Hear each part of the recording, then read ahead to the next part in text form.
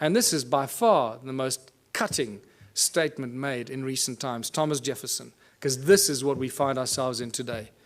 I believe that banking institutions are more dangerous to our liberties than standing armies.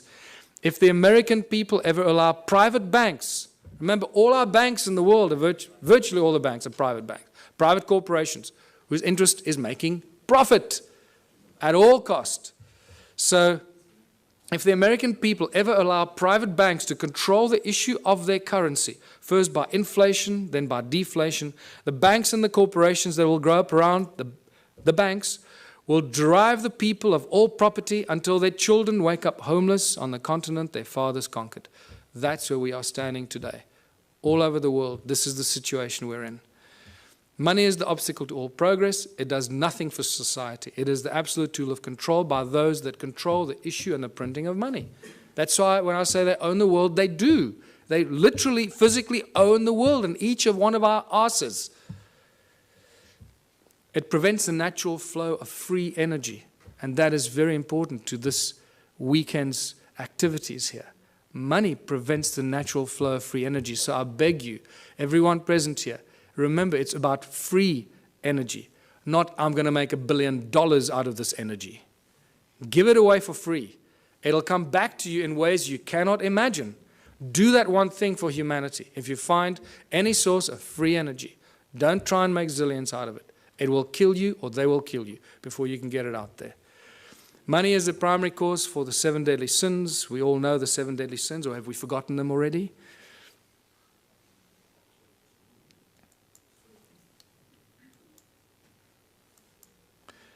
It's not the love of money. Many people ask, oh, it's just the love of money. Money, there's nothing wrong with money, man. It's just a form of exchange. You know, we're so poisoned that we try and argue for it. We try and defend it. That's how poisoned our minds have become. It's incredible. It's not the love of money. It's the mere presence of money that causes all these problems.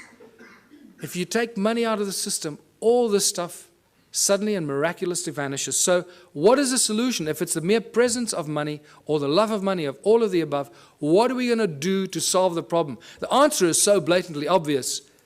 Remove money. Just get rid of it. Get rid of it. What do we need it for? It's causing all the strife in our lives. It's destroying our planet. The mines are raping our Mother Earth, taking out the precious guts out of our Gaia and distributing it around the world to people that claim they own it. It's sick. The obvious questions, if you remove money, so who's going to shovel the crap? How are we going to pay for things? I'll just sit on my ass and do nothing. I want 50 Ferraris. You know. Are we going back to the dark ages, living in caves? Is this a lawless society? Who's going to make the rules? Why should I do something I don't want? These are the first things. I know that these are the most commonly asked questions, and I'm sure that you're asking some of them to yourselves. But I can tell you that as you work through this process of a moneyless society, a Ubuntu society, where everybody contributes their natural talents or acquired skills to the greatest benefit of all, with certain minor rules that are not rules, it's really just an agreement that this is how we're going to work together. The moment you start working in that kind of community, the abundance is so spectacular that we, right now, cannot imagine it. It is not possible for us to imagine it until you start immersing yourself in this kind of thinking. And I call these the Ubuntu communities, as I said, where everyone contributes their natural talents or acquired skills for the greater benefit of all in the community. A new social structure for a new world and a new age. Abundance for all beyond our wildest belief. There are 5 mantras, 5 key points to the Ubuntu society. And it's not barter or trade. Everybody often jumps, a lot of people jump to the conclusion, think, oh, let's go back to barter. No. He who has more to barter or trade will eventually rule the roost. So you can't go to that system. If you have nothing to trade, what are you going to say? Well, I got nothing to trade, so I'll have to, kiss your butt. No. So the Ubuntu contribution mantra is the 5 points. No money, no barter, no trade, no value attached to anything greater or lesser than anything else. Because why? Each one of our contributions should be and is equally valuable. If you start telling, well, I'm a doctor, my time is more valuable than yours, you're barking up the wrong tree, brother. Okay. So, and the final one, where everyone contributes for the greater benefit of all in the community, because that is how you get rewarded. You get rewarded by the recognition of the people in your community. Isn't that the highest reward everybody wants and is trying to buy with money, is recognition and respect of others? In essence, ultimately, that's what most people really want, is just to be loved and recognized for what they've done. And they think they can use money to do that. And then when they make a lot of money, they get zillions in the bank, then they suddenly realize, oh, well, nobody loves me anymore. They all want to take my money. So let me spend my money and then people will love me. And that's generally what happens when they start paying for things and people love them more, when they start giving it away. So, united Ubuntu communities. In unity we thrive and anything is possible. Anything is possible. A world without money. There's no crime, no envy, no gluttony, no greed, no hoarding, no hierarchy. And the whole Ubuntu, the Ubuntu movement and the Ubuntu party has no hierarchy.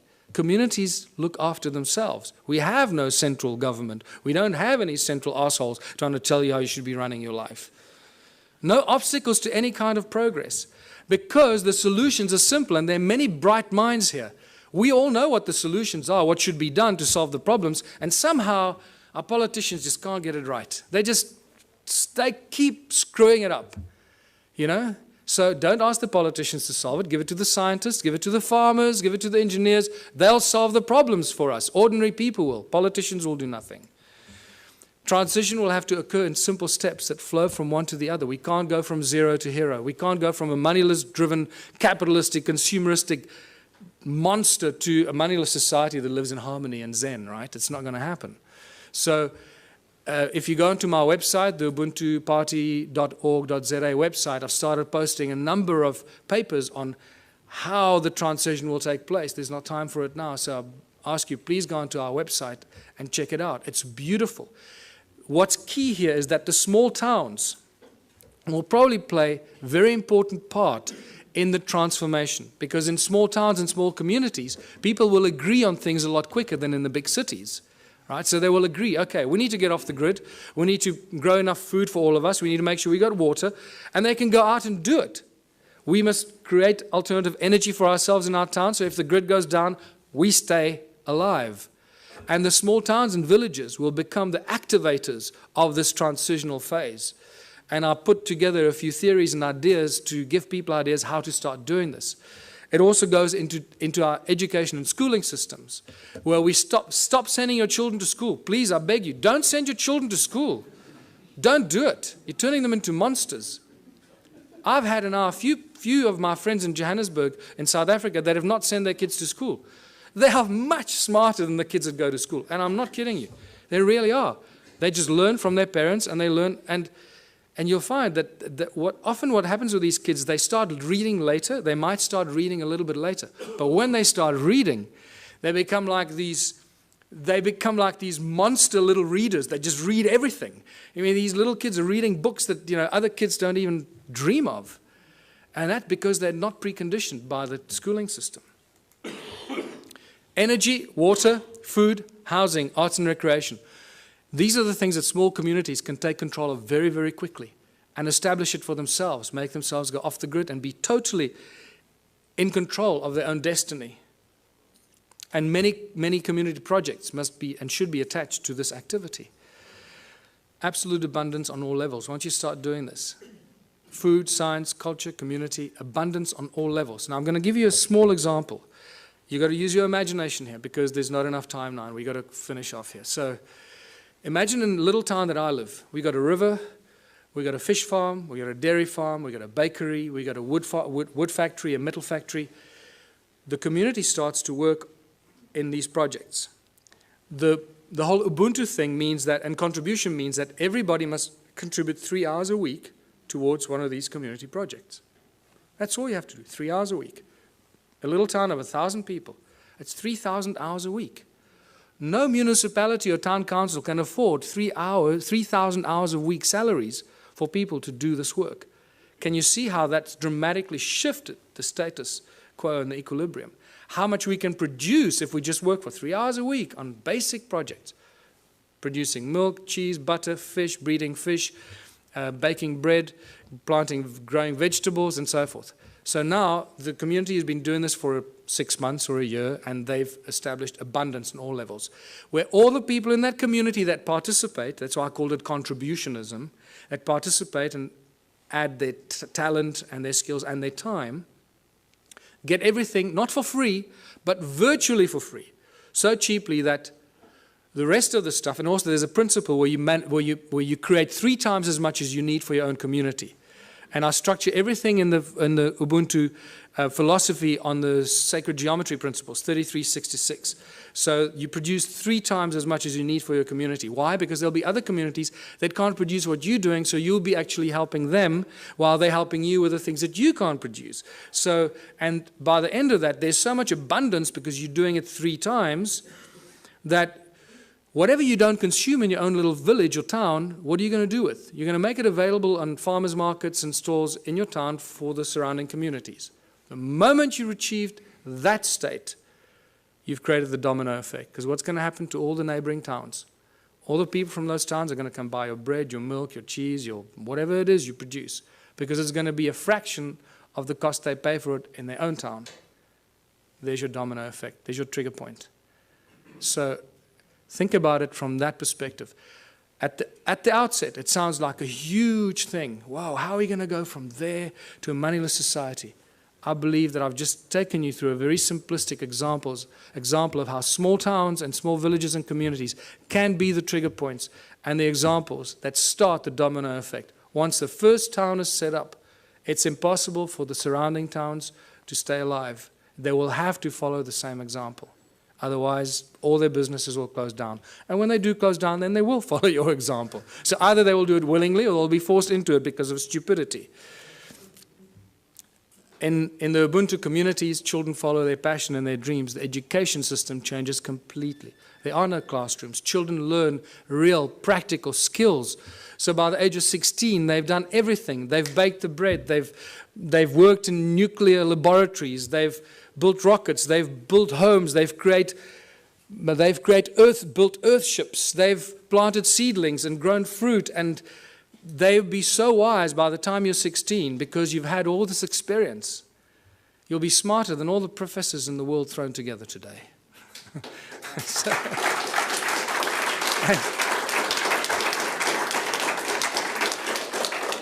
Take any school leaver today, put them on a farm, put them anywhere into a practical solution. What can a person with a high school diploma do today? Absolutely nothing. We're useless to society. That's what they've created. Can you see the brilliance in their plan? They are so smart, these people. They. That's us, right?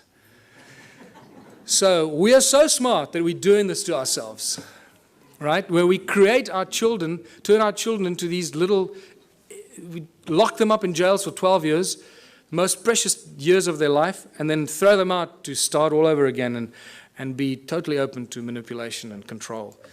So master teachers, only when a community decides that you're a master shoemaker or you're a master rocket scientist or you're a master baker or a master this, only the community can decide who they will allow to teach their children. Isn't that a better system than teachers that go and get some diploma and they're real assholes and they teach your child? You go, God, how can that? I'm not going to let that teacher teach my child. The community will have the final say. So when I say decentralized government, that's how fine it becomes. The community chooses who their master teachers are, the people that they have respect for, and the people that they honor for their capacity and their ability. And this is how we grow, how we build Ubuntu communities, because only out of unity comes infinite diversity and abundance. Only out of unity. Anything else is a futile exercise that will bring us back to the same point at some future point in time. So I'm going to end here, because this is the end. Join the Ubuntu Liberation Movement. It's not just a South African entity. We've had various people around the world say to us, can we start the same thing in wherever? Yes. Go online. Start the same thing. Use all the material I've published. Put it out there. Share it with everybody. And become part of this transitional phase. And thank you for listening. I hope I gave you some food for thought.